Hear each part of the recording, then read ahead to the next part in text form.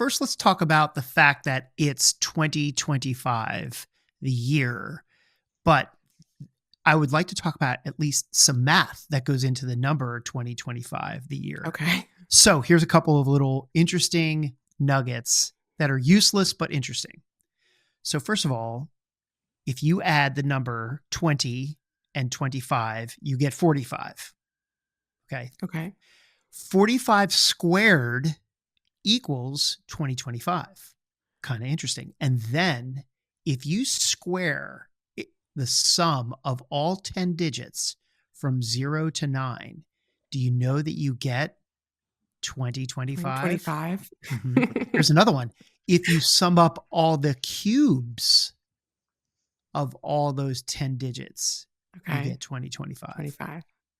Okay. Wow. So anyway, thanks to Scott Granis, who writes and I may slaughter his name a little bit, either the Khalifa or the Khalifa Beach Pundit.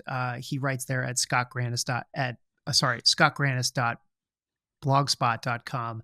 I just happened to come across all that interesting information. I don't want anybody to listening to this thinking that I actually sat down and was figuring all those things out with a calculator. I was probably binge watching something over the break. So, but anyway, okay. So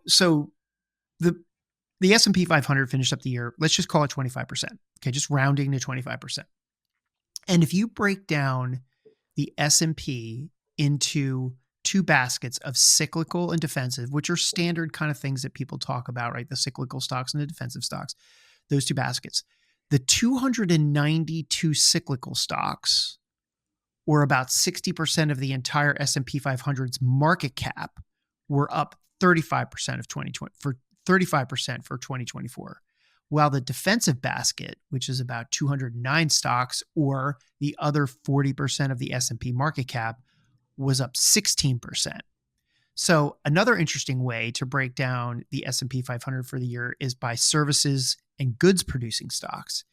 And here we see something interesting in that the 268 service producing stocks, or 48% of the overall S&P market cap, though that basket, those stocks were up 24%, while the 232 goods producing stocks, or 52% of the S&P market cap, and I'm emphasizing that because it's pretty equal, right? 48%, 52% of the market cap. So it's kind of even.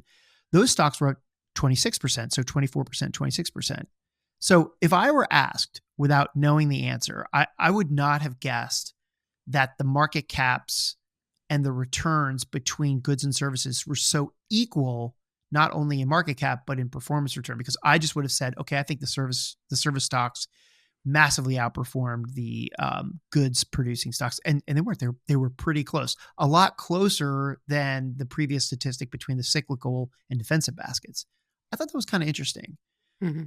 Looking at the 11 sectors of the S&P 500, the communications sector was the top performer, up 40%. And that was followed closely by the tech sector, which was up 37%. And while the communications sector was the best performer, its weight as a sector, if you add up all the stocks, its weighting in the S&P only accounts for 9%, whereas the tech sector is weighted at 32%. So even though the communication sector was up 34%, it was the tech sector that carried the performance for the S&P 500 for 2024.